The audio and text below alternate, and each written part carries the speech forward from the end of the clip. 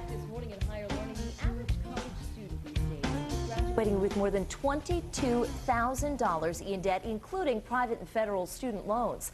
Earlier this spring, we talked about some changes in loan benefits, which could be going into effect July 1st. And this morning, we wanted to find out how students can take advantage of these changes. So here to talk about it is Peter Kerwin from the Rhode Island Higher Education Assistance Authority. Thanks for coming in and talking about it this morning. No problem. What are some of the changes that students are going to see in the benefits or the money that's going to be credited to them? Well, one of the first things is there's going to be a reduction in the interest rate for federal subsidized need-based loans. Great. It's going to go down from 6% to 5.6%.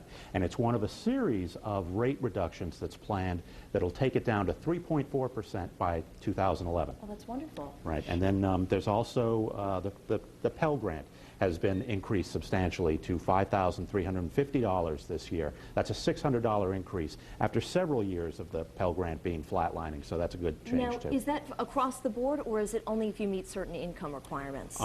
Those are need-based, those Pell Grants, so that's going to be helpful for a lot of students out there. Okay, tell me about how students can take advantage of some of these benefits. Well, there's also the IBR, the Income-Based Repayment Plan, and what that'll do is if you are eligible, you will be able to enjoy you won't have to pay, your loan payments are going to be capped at 15% of your discretionary income. So that's a really big change that's going to be helpful to students. And then also, they'll be eligible after 25 years of paying steadily on time. If there's money left over, that's going to be forgiven, the rest of that loan. Now, where is this coming from? I mean, is this part of the federal stimulus plan, or is this something separate in order for students to be able to access money and go, further their education? Well, access is the key word. Yeah. It's actually part of a bill that got passed in 2007, the previous Congress, called the College Cost Reduction and Access Act.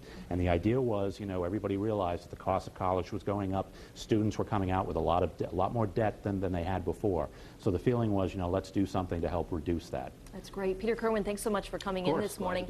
And if you want more information on whether you qualify for the reduced payment, head to foxprovidence.com.